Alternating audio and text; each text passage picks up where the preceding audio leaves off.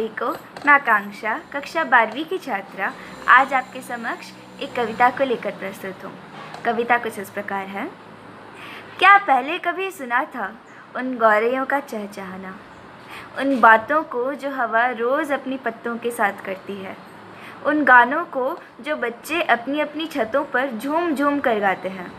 क्या महसूस किया था उस अपनेपन को जो परिवार के साथ दूरदर्शन पर महाभारत और रामायण को देखने से आती है, उस खुशी को जो लॉकडाउन के पहले फूल के खिलने पर हुई, उस महक को जब पड़ोस की मौसी के घर से जायका लगाने पर आती है, उस दोस्ती को जो सिर्फ फ़ोन तक ही सीमित रही, उस चुप्पी को जो अकेले में किताब पढ़ने पर मिलती है, उन पुराने गानों को जो पापा रेडियो पर सुन रहे हैं, उन घर के कामों को जो माँ हर रोज़ बिना शिकायत और बिना थके किया करती थी, उस स्वाद को जो रोज़ सुबह शाम माँ की ज़बरदस्ती काढ़ा पिलाने पर आती है।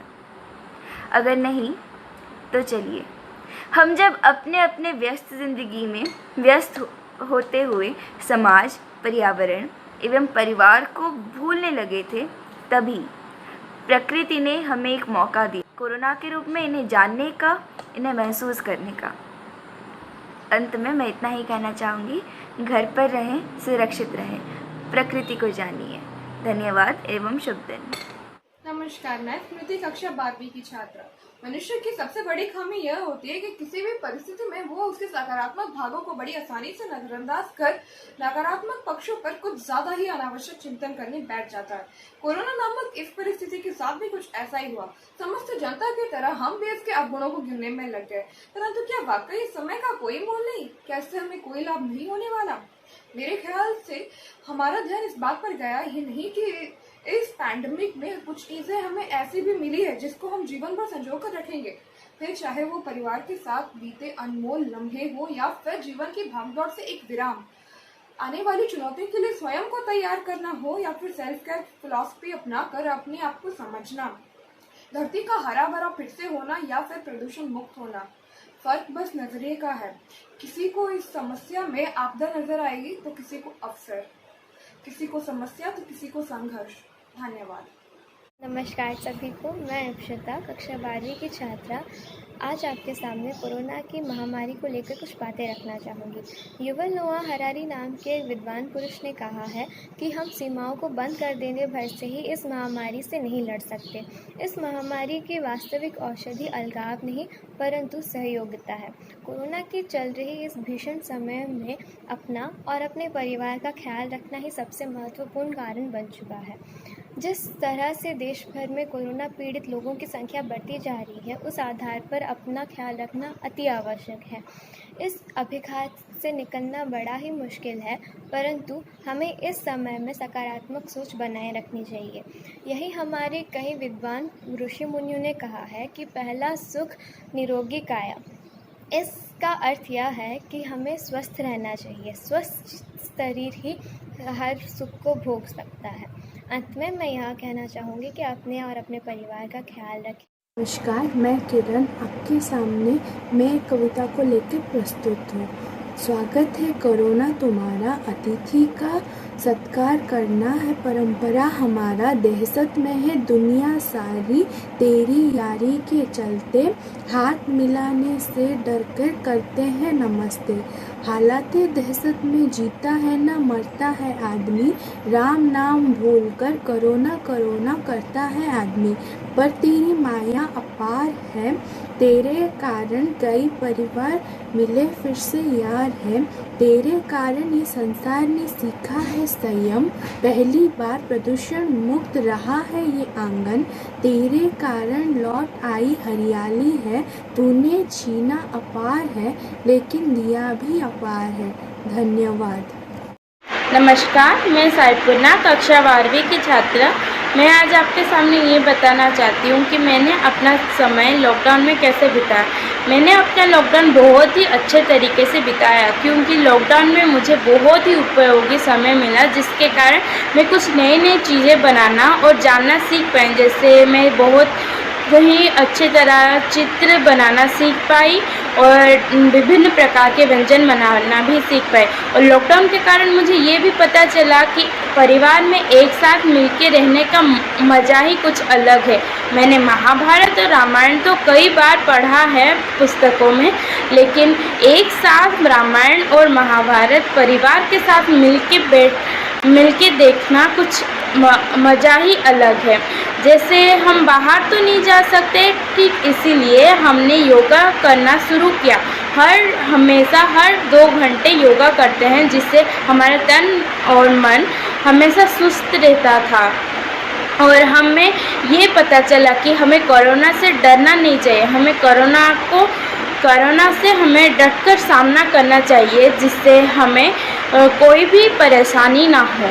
मैंने अपना लॉकडाउन बहुत ही अच्छे से बिताया। धन्यवाद। प्रणाम, मेरा नाम चमितांडी है। मैं कक्षा 12 की विद्यार्थी हूँ। मैं आज कोरोना के सकारात्मक प्रभाव के बारे में बताने जा रही हूँ। कोरोना वायरस के कारण आज पूरी दुनिया घरों में बंद है। वैसे भी इस समय दुनिया की जो स्थिति है वो चिंता की विषय बनी हुई है। हम दिन रात सिर्फ कोरोना के बारे में सुनते हैं और कहीं ना कहीं ये हमारे मन में नकारात्मक पैदा कर रही है। इस समय हमें सकारात्मक रहना बहुत ज़रूरी है। कोरोना एक बुरा दौर है, लेकिन इसका धरती पर सकारात्मक असर पड़ा है। अस्थायी रूप में ही सही, लेकिन हमारे दुनिया की हवा बदल गई है। आसमान साफ नज़र आ रहा है, ऐसा वैज्ञानिकों के द्वारा कहा गया है। इसी तरह सभी प्राकृतिक चीज़ों में धीरे धीरे सुधार नज़र आ रहा है। महामारी के दौरान सभी कार्य ऑनलाइन के माध्यम में किया जा रहा है, जहां हम डिजिटल विकास देख सकते हैं। महामारी के दौरान हमें बहुत सारे फ़ायदे हुए, वहीं कुछ हानि भी हुई। यह बात हमेशा हमारे मन में रहना चाहिए कि जितनी भी बुरी परिस्थिति क्यों ना हो, हमें हमेशा सकारात्मक रहना बहुत ज़रूरी है। धन्यवाद। घर पर रहिए, सुरक्षित रहिए।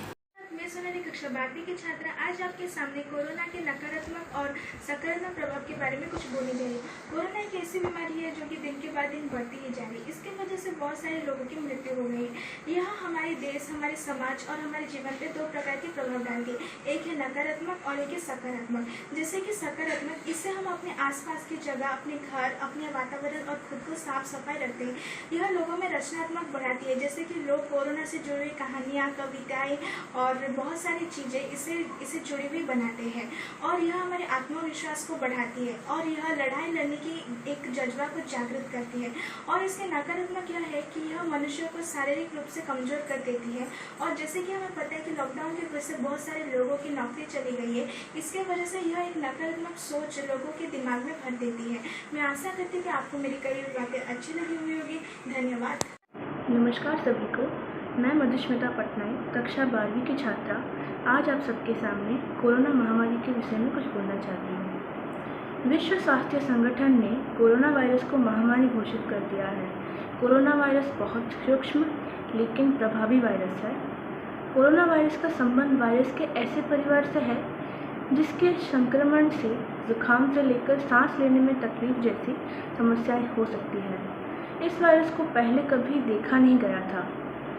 इस वायरस का संक्रमण दिसंबर से चीन के वुहान से शुरू हुआ था। WHO के मुताबिक बुखार, खांसी, सांस लेने में तकलीफ इसके लक्षण हैं।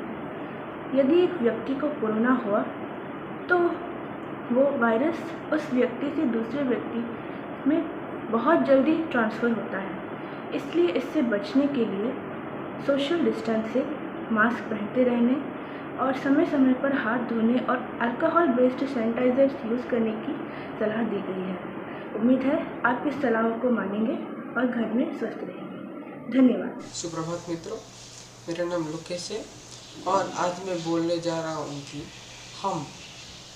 हम कोरोना से क्या क्या सीखे या कोरोना हमें क्या सिखा गया या अभी भी हमें क्या सिखा रहा है।